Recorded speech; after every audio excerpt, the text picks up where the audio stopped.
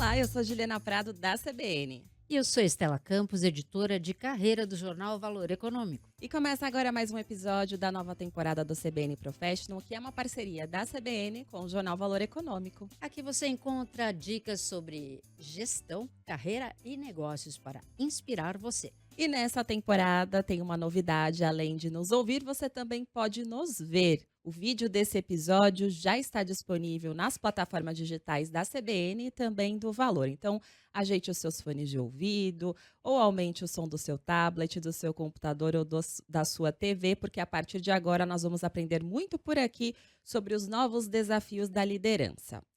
E a nossa convidada de hoje, quando era mais nova, passou por algo que marcaria a sua vida e a família dela, porque viveram dificuldades financeiras e quase foram despejados do imóvel onde moravam de aluguel. Essa experiência motivaria mais tarde a sua busca por trabalhar com questões ligadas ao acesso à moradia digna.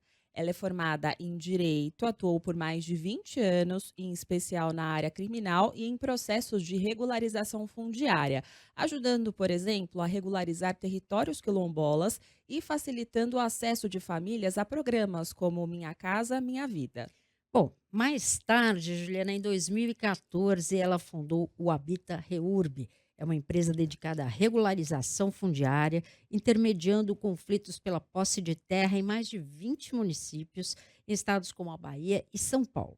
Bom, com a ideia de aproveitar aí a compra de áreas resultantes de acordos judiciais, ela criou em 2020 o HB Brasil Incorporadora, um braço de construção do Habita Reurb.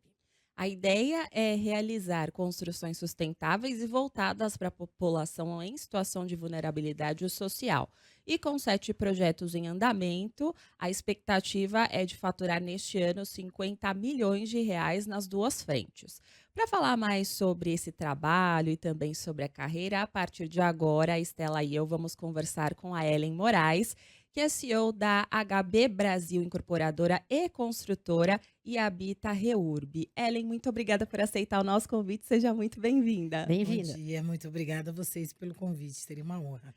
Ellen, eu quero começar essa conversa falando um pouquinho sobre o impacto da experiência de quase despejo na sua carreira. A gente falou um pouquinho na abertura desse episódio, né?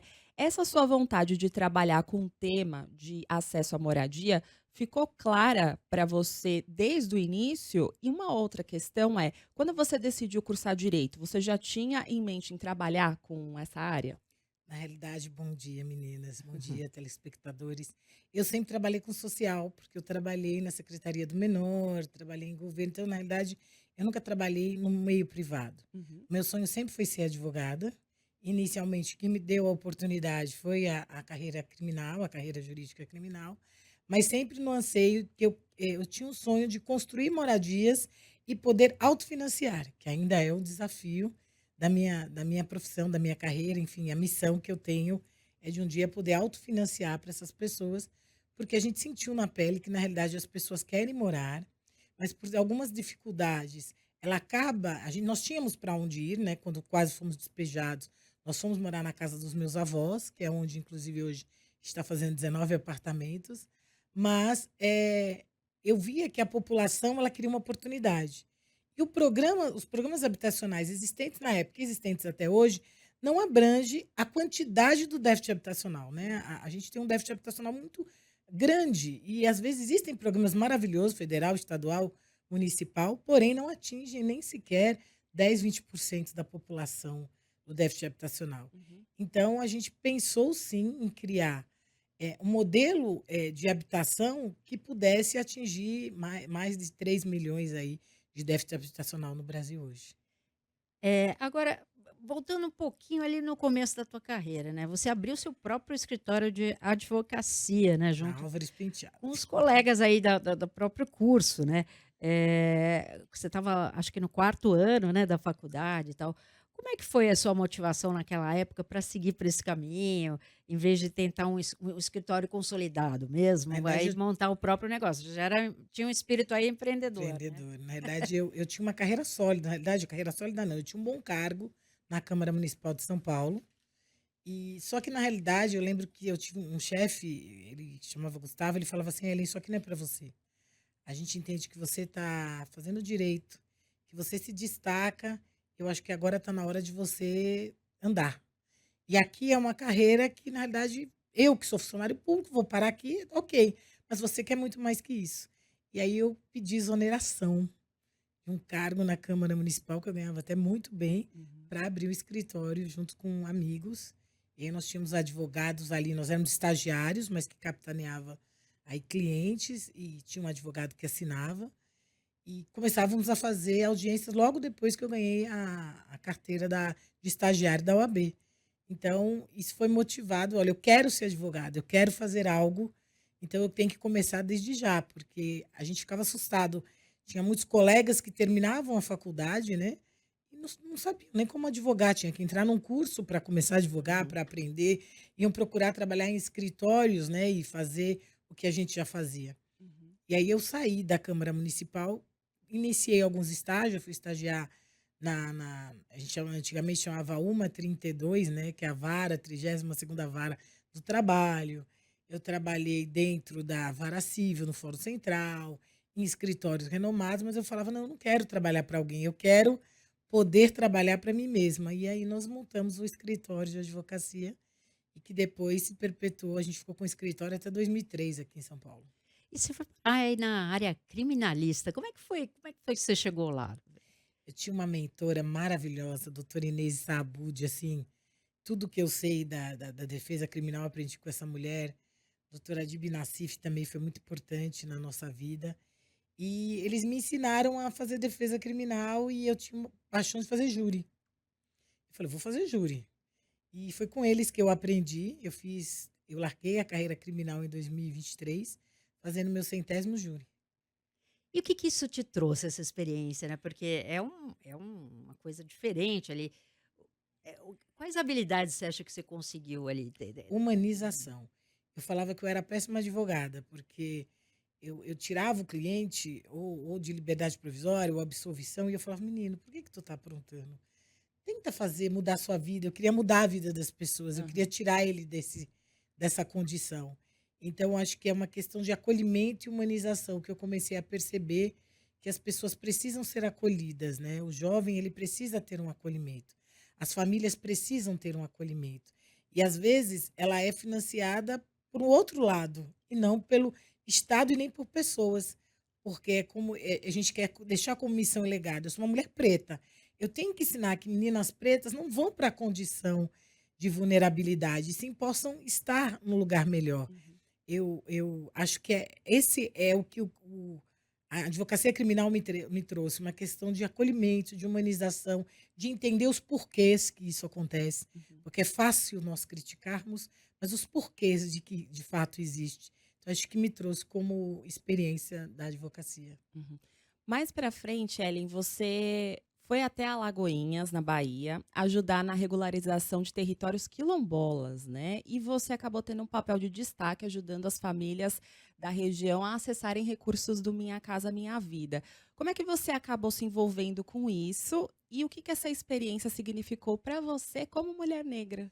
Na realidade, isso tudo foi para mim, porque na realidade eu fui fazer um processo de inventário em Alagoinhas, Hum. e de um cliente vizinho do meu escritório. Quando eu me deparei, eu não sabia, eu sou bem sincera a dizer que existia tantos quilombos no Brasil. Uhum. E aí eu acabei ficando por conta desse processo, eu acabei morando em Alagoinhas, porque a justiça lá só acontecia quando eu ia para lá. Aí o processo andava. Então eu falei, gente, eu Aham. preciso morar aqui. E aí eu era solteira, enfim, tinha pai e mãe. Minha mãe falou: se quiser, vai morar. Aí eu acabei morando em Alagoinhas. E eu acabei conhecendo o governo de Alagoinhas, o prefeito da época, que me oportunizou eu ser diretora de reparação dentro da Secretaria de Assistência Social. E lá nós trabalhávamos, diretoria de reparação, foi um aprendizado para mim. Eu trabalhei com mulheres espetaculares. Eu falo que eu sou cria, que eu sou mentorada, fui mentorada por Valdeci Nascimento, por Luísa Bairros, por Vilma Reis, por Luci, mulheres que eram de dentro da CEPROME. Estranho, eu era do governo de direita, totalmente de direita, ACM na Bahia, e fui Uhum. trabalhar com mulheres de esquerda, Uhum. dentro da Secretaria de estado da CEPROM e depois na CEPIR. E aí nós lutávamos pela causa, por mulheres pretas, pela causa. E aí lá em Alagoinhas, nós temos 3 quilombos, que é o Oiteiro, Cangula e o Buri, Uhum. quilombos maravilhosos, onde a gente tem um CRAS quilombola lá. Nós começávamos a fazer a política e depois eu fui trabalhar, fazer consultoria em Serrinha, eu fui fazer consultoria em alguns outros municípios, junto com as gestoras, para trazer recursos através da CEPIR para as comunidades quilombolas. Não só isso, também nossa diretoria cuidava da questão de violência à mulher. E aí nós também trouxemos para dentro de Alagoinhas o CRAS, o CRM, a gente que trouxe, foi projeto nosso, a Casa de Acolhimento foi projeto nosso. Depois nós também damos consultoria para outros municípios. E dentro do governo federal, nós fizemos, inclusive, um workshop falando de modelos de acolhimento. Eu sou contra aquele acolhimento de casa, eu acho que cada um tem que ter sua casa individualizada. Nós falamos de acolhimento, de modelos de abrigo de idosos. Fizemos um workshop para o governo federal, falando desse tema por conta da nossa diretoria. Com base nisso, veio Minha Casa Minha Vida. E aí a secretária da época falou, Ellen, a gente precisa estruturar e montar. Então, os primeiros Minha Casa Minha Vida de Alagoinhas, de 2 núcleos, foi com a nossa ajuda, com o nosso empenho, e aí me aguçou a vontade, gente, é isso que eu quero fazer. Como que a gente oportuniza, né, moradia para essas pessoas? Uhum. Porque foi muito enriquecedor quando a gente começou a entregar as unidades e cadastrar essas pessoas, elas recebendo a gratidão que elas nos tinham, né? Uhum. Eu nunca me esqueço, uma vez a gente foi fazer um trabalho de rua, de moradores de rua, achamos uma mulher no sofá, chamava Marisa do Sofá. E eu, junto à primeira-dama e toda a equipe da secretaria, nós dávamos sopa para a Marisa no sofá, e ela era tratada através daquela sopa para se desintoxicar. E a Marisa um dia apareceu na porta da secretaria, normal, e Uhum. pediu trabalho, e a gente oportunizou para ela trabalho, lá a prefeitura oportunizou para ela trabalho, e oportunizamos para ela moradia. Hoje, Marisa do sofá, não é mais a Marisa que mora no sofá numa praça, ela mora numa moradia digna, construtiva, através de um trabalho que tem que ser de formiguinha, tem que ir lá, tem que desintoxicar, tem que fazê-los entender. Então, isso é o social de verdade. Uhum. Uhum. Então, a gente fala Uhum. que a habitação, ela não é só construção, é todo um trabalho social que é feito no entorno dela. Uhum. E essas comunidades quilombolas, conta um pouquinho pra gente como é, porque tem muita gente que não sabe, né, como é que, como é que São se bairros, organiza, são como é que se... bairros onde eles têm uma cultura muito fomentada, por exemplo, lá na Bahia tem-se a cultura da farinha, do biju. O biju do buri, ele é exportado para Angola. As nossas técnicas, às vezes teve muita gente da Angola que vem aprender o manuseio dessa mandioca, como que pode se fazer, quais os tipos, o que se extrai dessa mandioca. Você tem o bolo de aipim, você tem o bolo de puba, você tem bijus diferenciados, biju de diversos sabores, né? Olha Você só. tem a tapioca, né, Uhum. que de 20 anos para cá se tornou, Se né, popularizou, né? Mais, popularizou, é. né? Sempre Uhum. teve no Nordeste, mas Sim. ninguém tinha descoberto ainda. E veio dessas comunidades, né? Veio desses lugares. Então, são assentamentos onde existe uma lei federal, que esse assentamento ele tem que ser regularizado e tem que ser titulado para os ocupantes daquele assentamento. Então, são assentamentos que são propriamente, às vezes, é um sítio que mora várias pessoas da mesma família, parentes, e vão se tornando municípios, vão se tornando distritos dentro de um município. A gente tem um distrito de Boa União, em Alagoinhas, que é um distrito de 50% de quilombolas, onde eu tenho 2 comunidades, Oiteiro e Cangula. Uhum. Uhum. Você tem o distrito de Racho da Guia, onde eu tenho o Buri, né? Onde eu tenho o Buri. Você tem no Maranhão. Tanto que depois disso a gente começou a fazer o mapeamento dos quilombos do Brasil, onde fomos convidados a falar na Universidade de Paris sobre os quilombos do Brasil, que também lá eles não tinham esse conhecimento de tantos quilombos que a gente tem. E a cada dia vai se descobrindo, a Fundação Palmares ela tem feito um trabalho brilhante. É claro que a gente tem ainda uma morosidade, às vezes a gente fala que é de capital humano, porque às Uhum. vezes esses órgãos não têm a quantidade de pessoas, mas fazem um trabalho lindo de mapeamento desses quilombos e de regularização e titulação. É o direito à terra, Uhum. né? Assim como a gente tem o direito à terra ao indígena, a gente tem direito à terra aos quilombolas. E aí, a partir daí, começou-se a regularização dos assentamentos quilombolas. Uhum. Em 2014, você fundou aí a Habita Reurb. Conta pra gente um pouquinho, como é que você formatou essa ideia, né, para abrir essa empresa, né? Você chegou a parar o escritório de advocacia naquela época? Como é que foi que Eu você saí da prefeitura e comecei a travar uma questão de conflitos fundiários. A Habita Reurb, ela veio do meu escritório de Uhum, advocacia e ela passou a ser Habita Reurb por quê?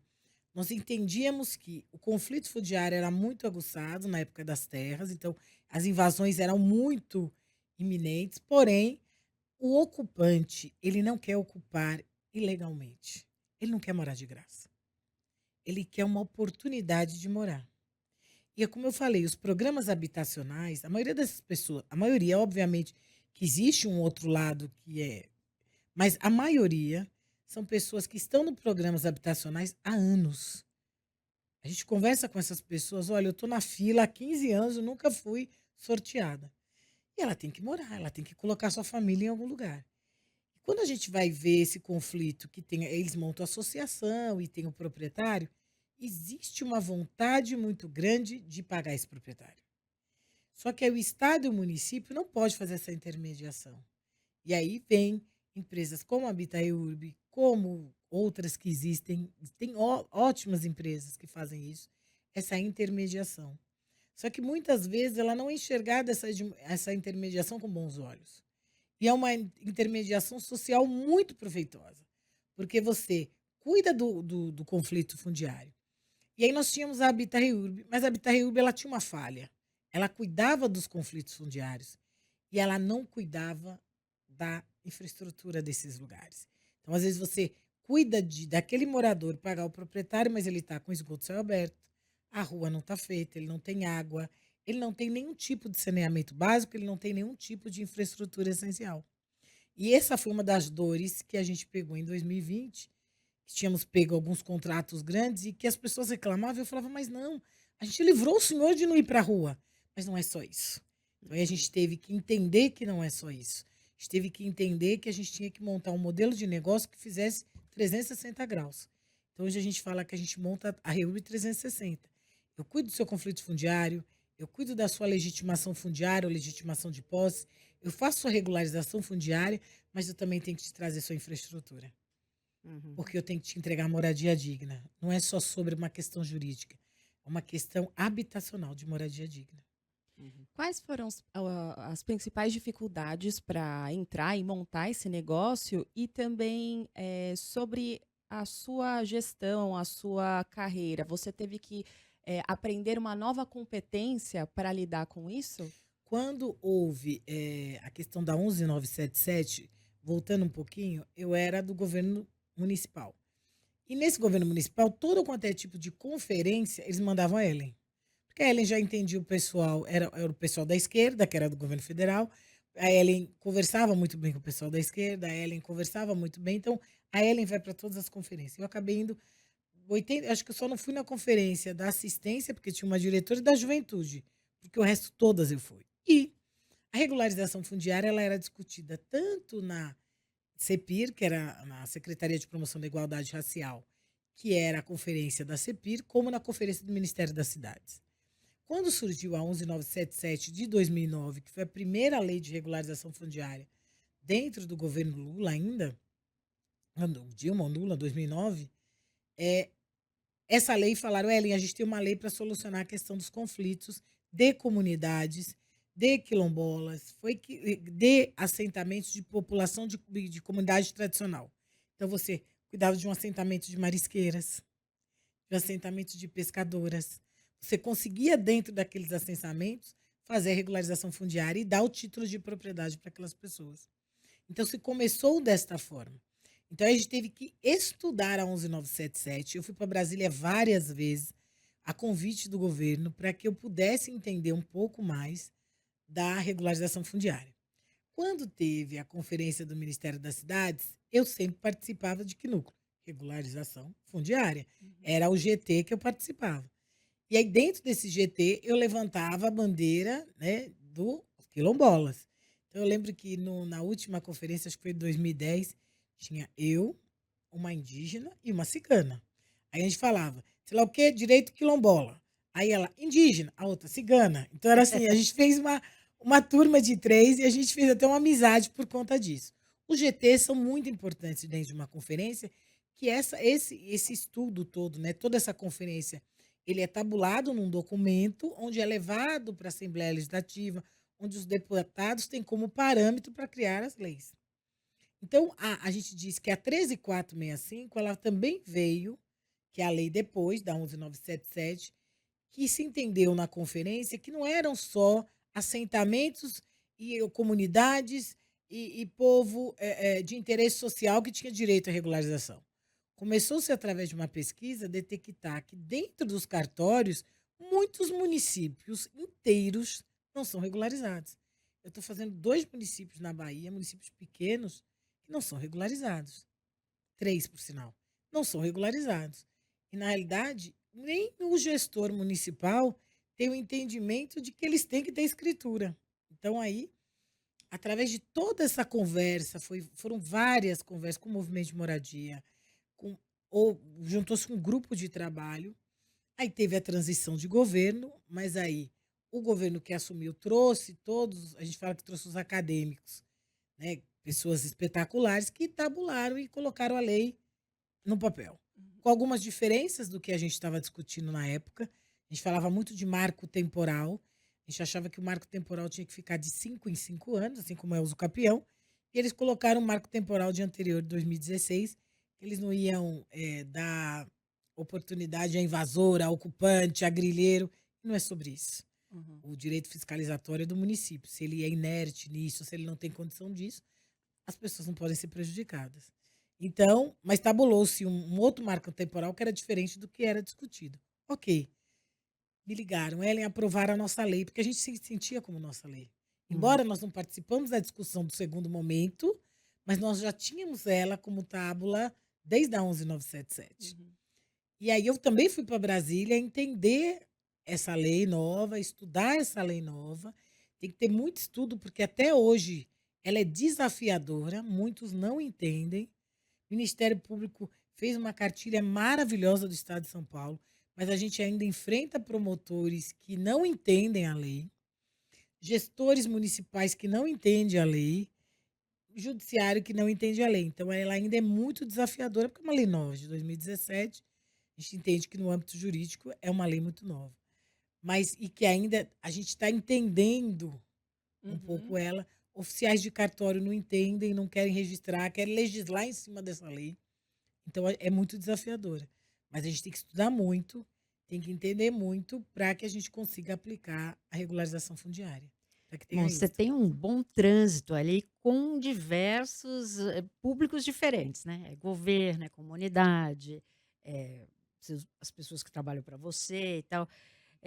Bom, a gente sabe que disputa de posse de terra é um tema super delicado, né, em muitas regiões do país, sobretudo no campo, você tem até conflitos armados, né, a gente sabe que isso acontece.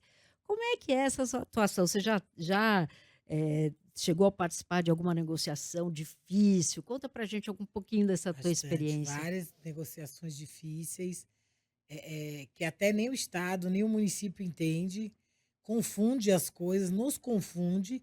Nós estamos ali tão somente para ajudar aquela população a ter moradia. Porque município você não conseguiu dar moradia. E geralmente esses conflitos fundiários, o ocupante não invade um imóvel aqui no Itaim, Uhum. ali no Jardim. Ele vai Uhum. ocupar onde? Zona de manancial, zona ambiental, zona isso. E Aham. aí, quando a gente vai falar, só que ele está lá há 5, 6 anos. Uhum. Ele está lá há 12, 15 anos. Ah, mas é uma região de APP. Mas ele está lá há 15 anos. Eu não vou regularizar, então eu vou deixar ele lá? É? Você não tirou. Você não fez desfazimento. Ele está lá há 15 anos. A sua obrigação é regularizar. É Uhum. simples assim. É fazê-lo até dar algumas. A gente sempre fala que a educação ambiental é tão importante que uma vez eu falei numa secretaria que eu achava que a questão ambiental ela teria que andar junto com o ocupante. Ok. A lei ela trouxe o que chama Núcleo de Conciliação e Conflitos, que os municípios têm que montar. E os tribunais também. Monta-se esses núcleos e fala assim: ok, ocupante, eu vou deixar você negociar com o proprietário. Mas a sua compensação vai ter que plantar um pé de árvore, vai ter que fazer algo que faça entender da importância do meio ambiente. Porque a gente sabe que o que está acontecendo no mundo hoje é porque nós não tomamos conta do meio ambiente, dos mananciais, dos lençóis de água. Só que você também tem que fazer aquele ocupante, porque ele já está lá há 15 anos, contaminando o solo, contaminando o rio, acabando com o nascente. Então, ele tem que haver uma penalização educativa, porque eu não tirei ele. Eu Uhum. não tive condições de desfazer. Então eu tenho que educá-lo da importância. Aquela nascente, o senhor tapou. Vamos tentar fazer a nascente? Teve uma comunidade que a gente fez, que hoje a gente não está mais nela, a gente está num conflito com ela, porque também tem muitas questões políticas que aí se envolve, não é trabalho, aí vem um político fala isso, político fala aquilo, mas que é muito legal que a gente, do resultado que teve dessa comunidade, eles montaram um lago, gente. O lago era morto, sabe assim, era nascente, era a gente fez com que eles entendessem a importância. A gente fala, e foi ocupantes, não foi a L, não foi a Habitareúbe, não foi a HB, foi o ocupante. Ele começou a limpar, ele transformou num lago lindo que tinha peixe. Eles colocaram um banquinho no entorno desse Uhum. lago, para justamente, olha que legal, eles entenderam da importância do meio ambiente. Foi uma ocupação que aconteceu há muito tempo, no meio de manancial, Zona Sul de São Paulo, mas que os próprios moradores, ou algum deles, entendeu a importância do meio ambiente. Então, a gente tem que trazer educação ambiental para as comunidades. E não fechar os olhos e falar assim, não vou regularizar, é uma APP, é uma APA. A lei diz que é permitido. O que não é permitido na lei de regularização? Área de risco, mas risco de fato, que a gente fala que é o risco máximo, e áreas de estado de segurança nacional. O resto é possível, só tem que ter força de vontade, de entender essa engenharia, de entender como fazer. Uhum. Ô, Ellen, qual foi o caminho que você percorreu até você decidir fundar a HB Brasil? E se em algum momento você chegou a questionar a sua ideia de expandir os seus negócios? Na realidade, foi na regularização fundiária, nessas dores que eu falei para você que Aham. Uhum. eu senti que não era só regularizar, e sim a gente tinha que entregar moradia digna. Montamos a HB Brasil, ainda estávamos fazendo conflito fundiário, e aí entendemos assim: olha, agora a gente está fazendo tudo errado, gente, a gente tem que entregar a obra. E aí eu tinha um head maravilhoso que trabalhou comigo até o ano passado. E eu falei assim: eu quero ser construtora. Aí ele falou: vamos embora. Aí eu cheguei para um amigo e falei: você é louca? Construtora, você nunca vai conseguir ser construtora. Eu falei: não existe quem não conseguir se você não tentar. O não a gente já tem. E eu sou correntista da Caixa Econômica desde sempre. Eu fui estagiária. E aí eu sentei com o meu gerente, que é quem dá o Gerix para o interesse social, e Uhum. falei: eu quero ser construtora. Só que eu preciso de Geric, porque eu não tenho dinheiro para construir. Aí ele deu uma risada e falou: você quer o quê? Eu falei: eu quero ter Jeric. Ele falou: me traz seu faturamento. Como nós fazíamos muito pagamento de intermediação de conflito fundiário, nosso faturamento era alto. E aí ele falou: vamos começar o processo. Você quer ser construtora? Eu falei: eu quero ser construtora. Eu não sou engenheira, não sou arquiteta, mas eu vou começar a estudar.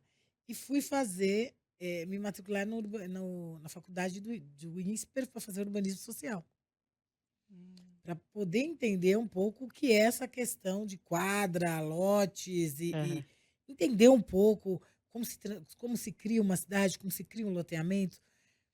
E aí eu comecei a pensar, mas tá, construtora tem muita construtora, Sim. uma mais maravilhosa que a outra. Mas eu quero fazer alguma coisa diferente. Eu não posso fazer uma construtora igual. A gente tem que ter um diferencial. E aí eu também fui começar a estudar um pouco de modelos lá fora. Eu me espelhei muito ao modelo que tem em Nova York de interesse social, que eles entregam com tudo mobiliado.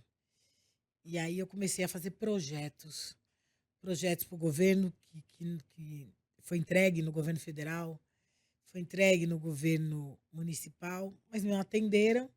Falei: então eu vou construir dessa forma. Então eu pensei em pelo menos fazer uma construção de interesse social diferente. Por quê? Você entrega 10.000 moradias de um determinado programa habitacional.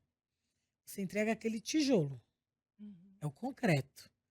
Aquele piso, ele não tem nada. Ele sai da comunidade com o fogão quebrado, com a geladeira enferrujada, com a cama, com o colchão mijado, várias coisas. Porque eu trabalhei no CDHU e trabalhei na Coab. Eu fui estagiária deles, Uhum. enquanto eu era do governo municipal, da Câmara Municipal. Então, nós transitávamos, quando entregou a cidade de Tiradentes, era o que a gente tinha. E, na realidade, eu falei, não, a gente não pode fazer isso. E às vezes eles vão numa dessas lojas, compram um armário enorme que não cabe dentro do quarto do apartamento. Uhum. Aí eu falei assim pro meu head, é muito caro fazer móveis? É caríssimo. Não.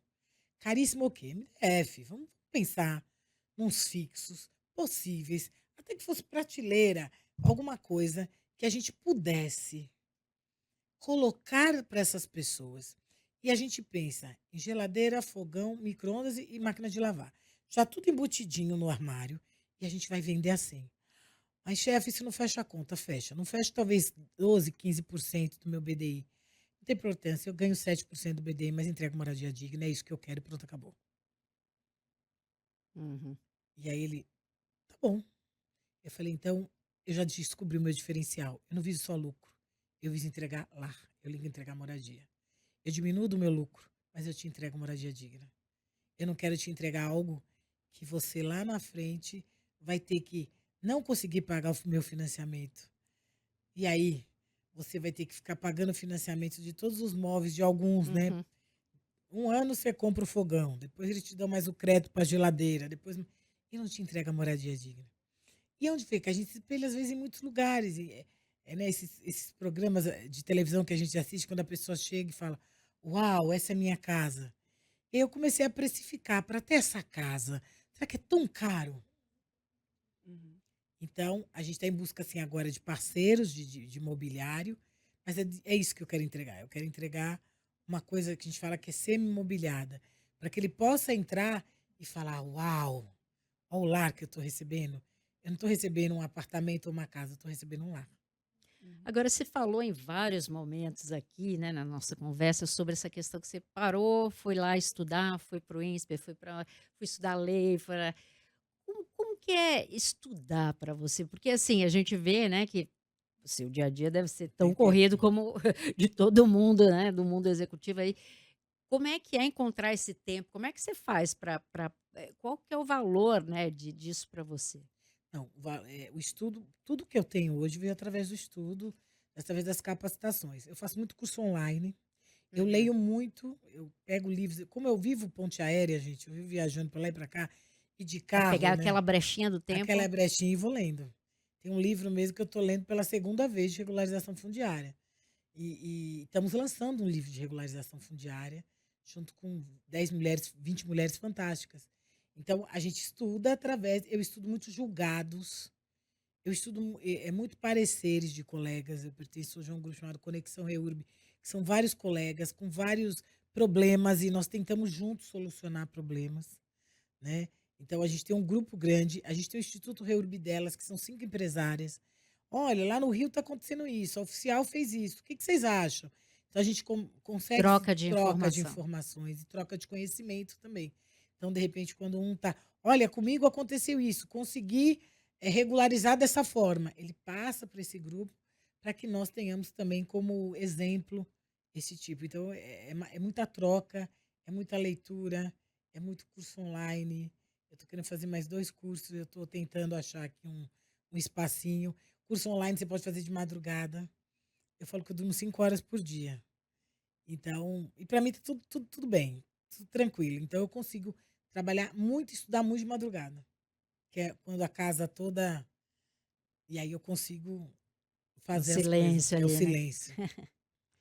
Bom, Ellen, você estava falando sobre entrar numa área que você não estava acostumada, né? Que é empreendimentos e tudo mais. Como é que faz para você gerenciar a mão de obra contratada para atuar nesses empreendimentos e também, ao mesmo tempo, garantir a qualidade, né, dessas construções? E se tem algo que você busca fazer de diferente em relação às outras incorporadoras e construtoras? Eu empreito, eu terceirizo a minha construção, Uhum. tá? Porém, eu tenho também uma grande vontade de eu mesma construir.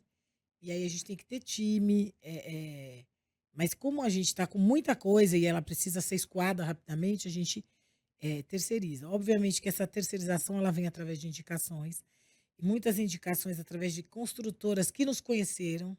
Eu digo que, ao mesmo tempo que existe um lado preconceito, existe um lado também acolhedor. Olha, se precisar, eu vou te indicar tal pessoa, eu consigo te indicar. A maioria hoje das construtoras, muitas delas, elas terceirizam para pequenos empreiteiros para eles conseguirem fazer a obra. Mas, por exemplo, hoje mesmo, eu saindo daqui, eu vou para uma obra de loteamento em Santa Branca de uma regularização. A gente vai começar a obra de infraestrutura. Eu coloquei todo o meu time lá, eu não terceirizei. Aí eu contratei um topógrafo para estaqueamento, estou contratando o pessoal para fazer a máquina de guia, enfim. Eu mesmo estou indo para a obra. E eu vou aprendendo. Então, eu sou muito ouvinte, né? Uhum. Então, às vezes, eu ouço um curso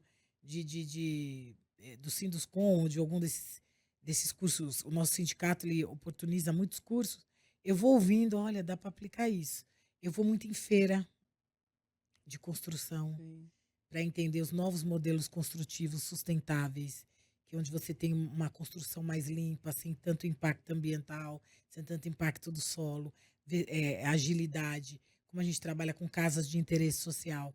Hoje, agilidade é muito importante, segurança e agilidade, porque tem municípios que precisam de 300 casas rápido, né? Teve até um prefeito que me procurou, eu preciso resolver a questão, e os prefeitos hoje nos procuram. Preciso resolver a questão de um, de um núcleo aqui, Ellen, eu tenho que relocar 100 famílias. Uhum. Só que eu tenho que relocar até dezembro. Uma hora construir. Tem como construir 100 casas em 6 meses? Tem. Como? Talvez eu não vá conseguir ter a infraestrutura do bairro, mas a casa a gente coloca. E aí depois eles vão subentender que aquele loteamento ele tem um prazo de até 2 anos para ser entregue todas as suas infraestruturas. Uhum. Mas colocar a casa, fazer o saneamento básico, colocar energia, tem como. Eu preciso da ajuda do senhor para que as concessionárias de água entrem com velocidade, a energia entre com outra velocidade, eu entro com a construção. Então a gente procura entender modelos construtivos e existem vários. Eu sou apaixonada por engenheiro e arquiteto. No meu LinkedIn ontem mesmo entrou 10. Eu quero falar com você, falei, então bora, todo mundo trabalhar comigo. Porque eles têm ideias maravilhosas, está Aham. surgindo ideias fantásticas, construtivas, né? Trazidas de fora. Então, acho que é isso que a gente não tem. A gente não é detentora de 100% do conhecimento. A gente tem que Agora, você trazer esse incentiva o conhecimento. pessoal que trabalha com você também a fazer esses cursos, tal? Eles vêm, eles se espelham aí no Todos teu têm que fazer exemplo? curso de REURB. Todos. Todos os Uhum. meus funcionários são profissionais de REURB. Ah, eu vou contar até um caso. Todo o meu time é bebê. Hum. Ninguém é time. Não. Eles foram capacitados por mim. Hoje, a minha coordenadora de Montemor é uma ex-faxineira. Hoje, o meu supervisor de todas as áreas de regularização, ele faz engenharia e direito. Ele era um ex-motoboy. Olha que legal. Então, esse é o objetivo da Habita. Não é só oportunizar moradia, é oportunizar também profissão para essas pessoas. Então, eu falo, todo mundo que vai trabalhar comigo vai ter que aprender REURB. Então, eu dou um curso para eles. A gente pega um final de semana, se tranca, e eu dou um curso para eles, do mesmo modo que eu aprendi do que a regularização fundiária. Todos eles estão capacitados para ir para uma reunião e dar uma reunião de regularização fundiária para a população. Primeiro momento. A Ana. A Ana era uma boleira. Hoje ela cuida de toda a parte da incorporação. Ela é meu financeiro e ela era uma boleira e hoje ela está no quase último ano de administração com finanças. Porque também há 3 anos atrás eu falei, ó, todo mundo começa a fazer suas faculdades porque vocês vão estar no meu lugar um dia. E aí eu pergunto às vezes para Ana, Ana, você quer o quê? Eu quero sentar na sua cadeira. Hum. Então, a gente É isso aí. motiva de fato eles a querer ser mais. E eu tô com um time espetacular a gente tem problema de gestões, mas um time realmente que abraça a camisa da empresa e vai com a gente. Tanto de São Paulo, como também não posso falar das minhas meninas da Bahia. Uma era minha faxineira de casa. Olha só. Ela é minha mobilizadora social. Uma nunca tinha trabalhado. Hoje ela faz todos os processos de REURB. Então a gente vai oportunizando essa meninada, porque empregar é fácil. Você vai lá, Pega currículo, você tem um currículo maravilhoso, eu te emprego. Mas a fidelidade de quem você oportuniza é muito maior. Sim. Então eu prezo pela fidelidade. Uhum, legal. Agora, você tinha o plano, de operar aí o Habitabank, né. Como é que tá isso, Helen? Esse projeto está de pé? Conta pra gente. Adormecido, o CNPJ existe, a gente está atrás de um fundo. Na verdade, é como eu falei, a gente tem um sonho de financiar Uhum, as nossas. Que a gente entende assim: existem programas habitacionais, existe hoje a maior detentora de financiamento de interesse social é a Caixa Econômica Federal, só que a gente quer entrar também, com menos burocracia, porque eu não entendo, imóvel para mim não é risco, porque o imóvel ele fica alienado. E essas pessoas, a primeira coisa que ela vai é pagar a prestaçãozinha da casa dela. Uhum. Aí você fala, Ellen, errado. Eu tenho um indicador aqui, o Minha Casa Minha Vida tem um índice de inadimplência gritante. Governo. Tudo que é governo, o povo acha que é de graça. uhum, Se eu mostrar o indicador do CDHU, ele tem um grande número de inadimplência, de refinanciamentos, nunca acaba. Porque ele sempre acha que é o que está na. Aí a gente vai. Questões políticas, políticos falando, ó, o que está escrito na Constituição, o direito da habitação é do Estado. E aí ele acha que ele tem que morar de graça. Ele até entra, ele até aceita pagar R$ 50. Mas ele acha, se eu ficar devendo, ninguém me tira. A partir do momento que isso vem para um escopo privado, ele fala: "Ô, olha, eu vou aqui pagar minha prestação." Porque a gente diz isso com muita propriedade, porque nas intermediações de terra, a gente tem pouca inadimplência. A gente teve sim um grande número de inadimplência em alguns núcleos, um da Zona Leste gigante, porque não tinha moradia digna, porque não tinha infraestrutura. Aí eu entendi. Por que, que eles são inadimplentes? Por que, que eles não querem pagar? Por que, que eles estão reclamando? Porque não é entregue para eles os serviços essenciais. Mas a partir do momento que você entregar tudo, a primeira coisa que ele vai é pagar essa casa. Porque ele agradece a oportunidade que você deu a ele. uhum. Então, o Habitabank é um sonho. Eu sei que é um sonho que vai ser realizado. A gente já foi 2 vezes para Dubai, já fomos para alguns lugares. A gente quer estruturar, quer parceiros até, estruturar, quem sabe, daqui a um tempo, o maior fundo imobiliário que possa oportunizar a moradia digna para essas pessoas com score diferenciado. Tinha um pessoal da GV estudando um score diferenciado, que eu acredito que não precisa ter tantos requisitos, porque o imóvel está alienado, ele está morando ali e eu acho que é isso. Uhum. Legal. Ellen, para fechar, antes da gente ir para o nosso quadro de dicas, você falou aqui ao longo do episódio que às vezes você abre até um pouquinho da margem de lucro, né, para poder dar mais dignidade para essas famílias. Você já teve dificuldades em atrair investimento justamente por causa disso? Sim, porque ninguém acredita, né? Acha, ela vai abrir. Porque quando você. É o grande problema que a gente tem do fundo. Quando a gente atrai um fundo, atrai um investimento, eles querem quanto que eu vou ganhar, Uhum, né? E aí aí fica sempre Caixa Econômica, porque a Caixa não me pergunta isso, né? Eu tenho todo, na hora que eu falo, faço minha FRE, eu tenho meu VGV, eu tenho lá todas as minhas despesas daquele empreendimento, daquele loteamento, daquele projeto.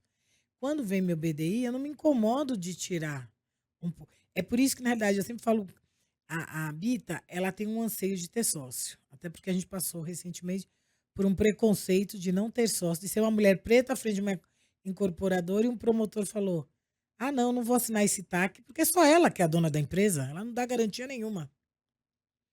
E a gente está tendo dificuldade de achar um sócio por conta de que ele tem que ter a minha visão. Ele Hum. tem que ter os mesmos valores que eu embuti na empresa. E tá difícil, porque o sócio ele vem com os valores econômicos. E eu venho com um valor social muito mais aguçado do que o econômico. O dinheiro, para mim, é uma consequência do social bem trabalhado. E ele teria que entender isso. Então, realmente, a gente tem dificuldade. E aí, eu sou ainda a única dona das duas empresas. Uhum. Perfeita. A conversa tá ótima, mas vamos para o nosso quadro de dicas. tem o tempo aqui passar. Ellen, eu queria saber o que que você faz para desconectar um pouco do trabalho, porque você, deu para perceber, você vive o seu trabalho, né? Mas a gente tem aquele tempo que a gente precisa desconectar um pouco e cuidar da nossa saúde mental. O que que você faz?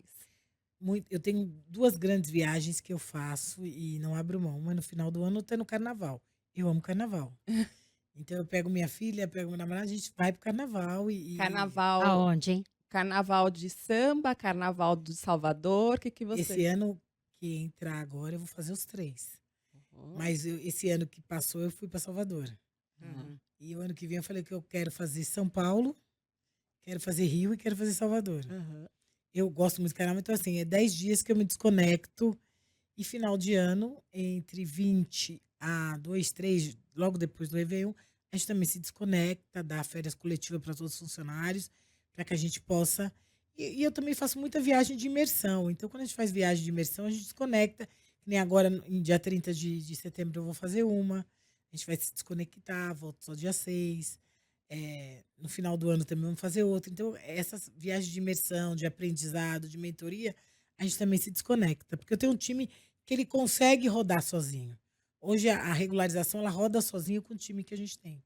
Uhum. Esse é o segredo, né? Esse é o Ter segredo. pessoas Você que tem que façam assim. delegar. Delegar. Você não consegue Eu tão somente faço reunião, gente. E vou buscar novos. A gente fala que a gente vai buscar novos empreendimentos, novos núcleos. Hoje eu só faço reunião. A regularização fundiária, ela é tocada pelo time. Uhum. Mas você faz alguma coisa assim para desconectar, tipo caminhada ou sei lá, ver, vai no seu dia a dia ali. Assistir filme. Aí. Ah, Desculpa. Sou aí... filmóloga, sou filmóloga. Ah, Sou então dê Nada. aí Sempre tem indicações pra alguma coisa. gente. Tipo, o último que eu sempre falo de séries, né? Eu amo aquela série Greenleaf, eu amei. Dinastia, eu me apaixonei. Designer Survivor, que é Presidente Designado, Sei. pra mim é a melhor série da vida. Doces Magnólias, eu falo que eu sou aquela advogada do Doces Magnólias, que eu adoro. É, e assisto muito programa de Irmãos à Obra, Reformando Ah, Casa, Assim, né? Jeremy, aham, né? aham. Todos esses 24 horas redecora. Esses 24 horas do Marcelo, eu falei, gente, ainda vou ter o Marcelo fazendo um empreendimento para mim, uma decoração de um decorado. Eu acho ele fantástico, ele faz coisas tanto do decora como do Aham. 24 horas redecorar. Eu Sim, amo os dois. E eu assisto muita televisão. Aham. Eu legal. assisto muita televisão. E novela, né, gente? Porque novela Aham. todo mundo assiste. Então, assim, mesmo que eu não assista no horário normal, hoje tem Hoje é Globoplay. possível. Hoje você consegue jogar e assistir nessas madrugadas, assistir. Eu gosto muito de Aham. assistir. O que que você assiste agora de novela? Renascer, Ah, gente. Renascer, Tem né? que assistir Renascer, né? Tudo a ver, falar sobre isso da Bahia, né? Tem que assistir É. Ilhéus, aqueles Ilhéus. lugares maravilhosos. A gente, até o sotaque, né? A gente se conecta, né? Sim, As comidas e tal. Uhum. Realmente é tudo aquilo. A Bahia é muito bom. sim, maravilhosa. E você tem algum livro para indicar pra gente? Temos, ó. Dentro do âmbito da regularização fundiária, nós estamos lançando As Mulheres em Reurb. Gostaria de convidar vocês para estarem com a gente. Nós vamos fazer um lançamento dele agora em outubro. São 20 mulheres que escreveram cada uma de um tema. Obviamente que eu escrevi sobre melhoria habitacional, porque eu também não acredito que a gente entregue documento em favela sem que ele esteja uma melhoria. E a gente precisa trabalhar muito com isso. E tem também o livro que eu amo, que é da Michelle Obama, que eu terminei agora. Vou agora começar o da Viola Davis, que eu não tinha Aham. assistido. Maravilhosa. Li o da Rachel Maia, que eu tenho eterna gratidão a ela. Porque eu digo que chamar ser empresária, eu acho que eu tenho que agradecer a Luísa Trajano. Foi ela que nos oportunizou mulheres a serem empresárias, né? E a Rachel ser CEO. Uhum. Antigamente, antes da Rachel Maia, não existiam CEOs pretas, né? Então É a verdade. Rachel que abriu essa porta pra gente. Então a gente tem que agradecer. E eu li o livro dela já umas 2 vezes. Tenho do meu grande inspiração, Geraldo Rufino, Catador de Sonhos. Super recomendo. Quem vai começar a empreender, assim, as dificuldades, né, de quebrar, de voltar. Porque é uma resiliência muito grande ser empreendedor, ser empresário. Uhum. É muito difícil. Às vezes as pessoas falam, faturou milhões, mas para desfaturar é uma velocidade É gritante. rápido, né? É mais rápido que faturar. Então são livros bastante inspiradores. Ótimas dicas. Ellen, gostaria muito de agradecer aqui a Agradeço sua vocês, presença. obrigada. Espero Muito que obrigada. você volte mais vezes, Ai, viu? será uma honra, gente, uma honra mesmo. Obrigada. Obrigada. Obrigada. A gente conversou com a Ellen Moraes, CEO da HB Brasil Incorporadora e Construtora, e também habita Reurb. E Estela, eu te vejo no próximo episódio, combinado? Combinado. Tamo aí. Obrigada, gente. Obrigada. Agora eu vou ficando por aqui em mais um episódio da nova temporada do CBN Professional, que é uma parceria da CBN com o Jornal Valor Econômico. Se você tiver dicas e sugestões, mande para o e-mail cbnprofessional@cbn.com.br. E se você quiser saber mais sobre o assunto que a gente abordou aqui hoje, entra lá no site do Valor Econômico. Os trabalhos técnicos desse episódio são da Débora Gonçalves e a sonorização é do Cláudio Antônio. O roteiro e a produção deste episódio foram feitos pela Estela Campos, Bárbara Nor e por mim, Juliana Prado. Eu te encontro na semana que vem. Beijos para você e até o próximo episódio.